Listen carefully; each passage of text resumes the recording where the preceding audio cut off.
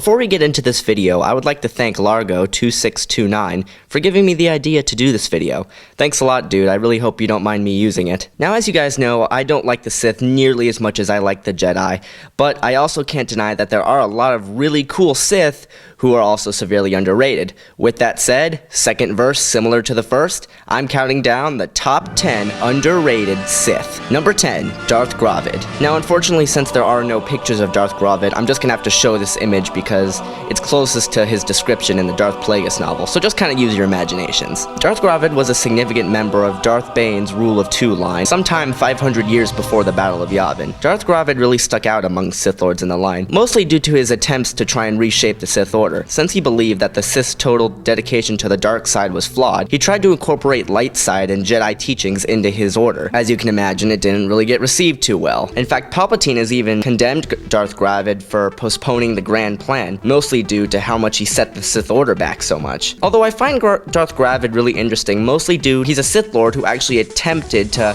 find an intermediary between the light and dark sides. Unfortunately, Darth Gravid was killed by his apprentice Darth Geen. Darth Gravid's mostly remembered among Sith as basically a disgrace, trying to abolish the Sith's teachings and bring in ideas of the Jedi Order. Darth Gravid. You can't expect to mix two opposites and come out with something good. Darth Glavok. Darth Glavok was a humanoid Sith Lord who lived in the Old Republic era. Although Darth Glavok was a brilliant commander, basically what he did is he just locked himself in meditation for sometimes hours on end. Darth Glavok eventually froze himself in suspended animation and woke up every 100 years to see how his followers were holding up. You really do know that you're influential when your minions will fight over your tomb for decades and decades on end. You could also say that he's the laziest Sith Lord ever, basically because all he did was meditate and sleep. Eventually, Darth Krayt's new Sith Order found him and stowed him away. But I really like Darth Glavok mostly due to how he stands out so much among the Sith of old. However way you want to look at it, all the Sith from the Old Republic were warriors and were on the front lines and had grand schemes of conquest, were face to face with the enemy. But Darth Glavok chose to take a different path. You could say he kind of chose a more spiritual path of defeating his enemy, meditating and pondering and making strategies. In fact, there's even no recorded evidence of him ever being on the front lines with troops. Darth Glavok. He's sleeping now, but only because he knows that it'll work out for him in the end. Number 8. Darth Phobos. Darth Phobos was a female Thelian Sith Lord who was born on the planet Korriban and lived thousands of years before the outbreak of the Clone Wars. She was known for being very cunning and manipulative among her peers. She even slew several of her classmates to try and impress the higher masters. In fact, her slaughters became so well known that she was known and feared by the Jedi Order, to the extent where even after she died, her image was used to train Padawans during the night trials, basically instructing them in their trial of skill. She was seen in the Wii and PSP versions of The Force Unleashed, during the mission where you go to the Jedi Temple and go through the Jedi trials. She wielded a double-bladed lightsaber of very unique design. The physical design too, I think, is very unique and really makes her stand out. Darth Phobos. You know you're scary when your mortal enemies make your image into something to teach the new generation. Number 7.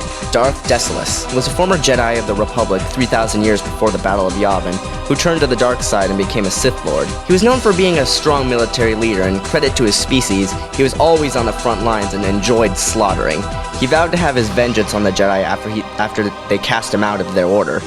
He was also one of the few Sith Lords to not only wield a lightsaber, but he also wielded a shield and axe customary from his people, his lightsaber design even being very similar to what his people used back in that era. His image was also used by Jedi who were going through the trials. He also appeared in the Wii version of The Force Unleashed, facing Starkiller in the Temple Runes. Plus, his name is Darth Desolous. How is that not awesome? Darth Desolous, a conqueror in every sense of the word. Number 6. Githany. Githany was a prominent member in the Brotherhood of Darkness 1,000 years before the Battle of Yavin.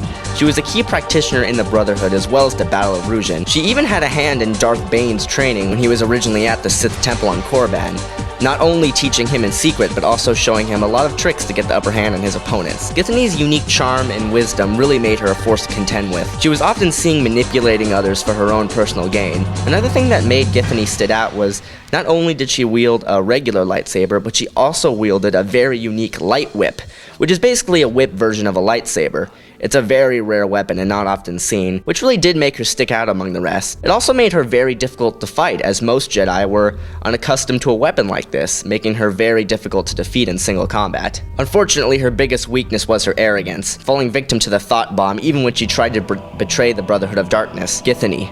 Beautiful and deadly. Number 5, Quartus. Like Darth Gravid, there's no images of Quartus ever appearing, so I'm just gonna have to use this image again. Just use your imaginations. He was also a male human, so I'm sure you could figure it out. Darth Quartus was actually the rival of Darth Kopikez, both being instructors at the Sith Temple. Quartus was known for his lightsaber training as well as his tendency to go into battle. He was also Sarek and Darth Bane's master, often pitting his students against each other and forming rivalries. His sword talents marked him as one of the best in the Order. Unfortunately, like many Sith, he planned to betray Lord Khan and the Brotherhood. When Bane revealed himself as wanting to do the same, he did try to make an alliance with them. Darth Bane ultimately killed him by force choking him to death, basically denying him the rightful battle that he always wanted to die in.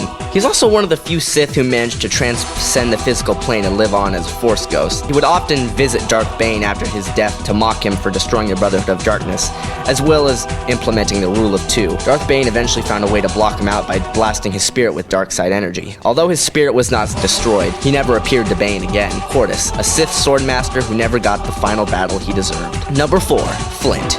Yeah, I know there's some debate on whether or not he was actually a Sith or a Dark Jedi, but hey, he was apprenticed to Darth Vader and Lumaya, both frequent Sith, and they both said that he was their Sith apprentice.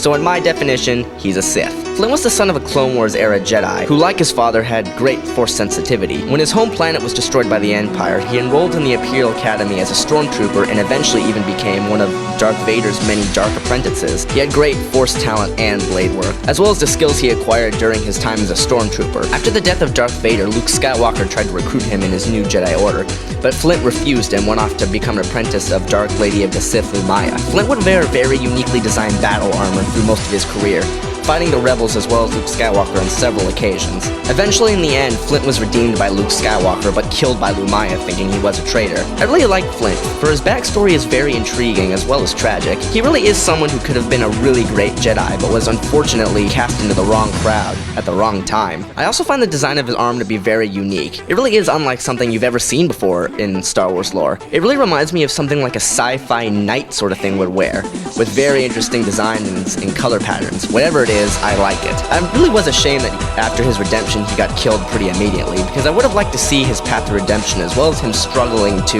adapt to the life of a Jedi. Flint, a Sith apprentice turned Jedi. He never really got the exposure he really deserved. Number 3, Darth Tenebrous. Darth Tenebrous was the master of Darth Plagueis and one of the main schemers in the Grand Plan. Darth Tenebrous was a strong believer in not only Bith's science, but also seeing the future, to the point where he was borderline obsessed with unlocking the secrets of the future. Unlike his apprentice Darth Plagueis, he wasn't as attuned to midi-chlorians as his apprentice, which would often cause a gap between the two of them. He was also known for his dueling skills, as well as his talent for certain Force abilities, although he lacked the skill for Sith sorcery. Darth Tenebrous really was a huge role in the Grand Plan and the formation of the Empire. His alter ego basically set into motion a lot of the events that Palpatine took advantage of, such as a lot of stock holdings and a lot of assassinations of senators being put in place. His Bith technology even gave Darth Plagueis a lot of insight on how to manipulate midi-chlorians. Basically, I'm not saying Tenebrous was the master behind the rise of the Empire, but he was a key component, and a lot of people just don't give him credit for that. Plus, he uses red Force lightning. How is that not awesome? Personally, I think he's the best Bith character in all of Star Wars. Also, if you've read the story The Tenebrous Way, you'll learn his ultimate fate is,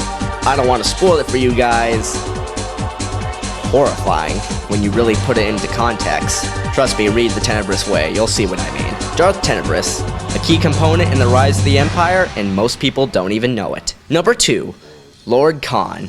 Lord Khan was the leader of the Brotherhood of Darkness and a key component in the Battle of Ruzhin 1,000 years before the Battle of Yavin. Lord Khan was a former Jedi turned Sith who organized the Brotherhood of Darkness. His philosophy was that everyone should be equal in the Brotherhood and that they should all have the title of Dark Lord. He also abolished the term Darth, seeing it as an improper indicator. I really like him because he was a skilled war leader, and when the chips were down, he knew how to command. Although Darth Bane saw him as a fool and the ultimate downfall of the Sith, he did admire Khan for his power as well as his leadership, so you do have to give him some credit, and with a little bit of provoking from Darth Bane, decided to use the Thought Bomb to destroy all the Jedi. When he led the Jedi into his tomb, he activated it, killing all the Jedi in its vicinity and all the Brotherhood of Darkness.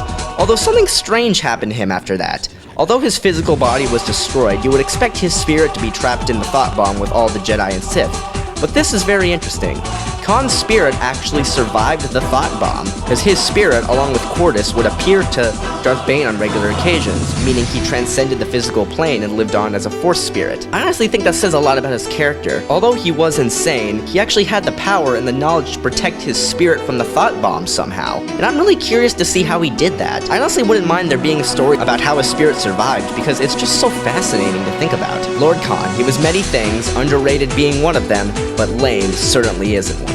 And now we get to number 1, Ajunta Pall. Ajunta Pall was a human Jedi Master who served the Jedi Order many thousands of years before the Battle of Yavin. In fact, he was one of the key components in the Great Schism that created the Sith in the first place. After the 1,000-year darkness, him and his comrades were exiled from the Jedi Order to Korriban, the home place of the Sith. He was actually one of the very first Sith Lords ever in existence. Ajunta Pall was known for his overwhelming blade work, although his Force abilities were not the most proficient of all, but his leadership and his intimidation techniques more than made up for it. In fact, when they first came to Korriban, he was seen as the most powerful among all the Sith species, although whether or not he was the most powerful is in debate. Interestingly enough though, over the centuries before his death, he actually began to question his actions as a Sith Lord. After his physical death, his spirit transcended the physical plane and lived on as a spirit, although it was unfortunately bound to his throne room.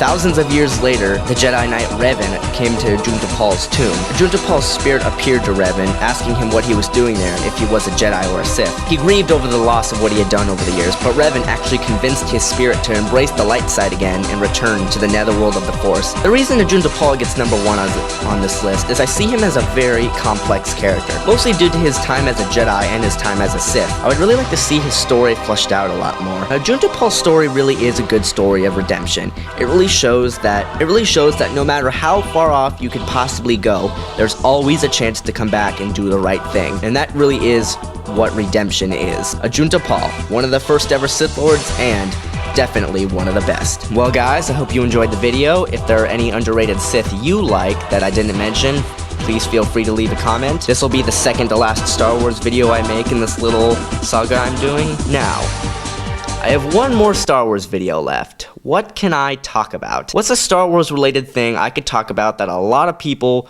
are really interested in and excited for? And what's just a really popular Star Wars topic to talk about right now? I think I know. Stay tuned, guys. Later. I would really like to see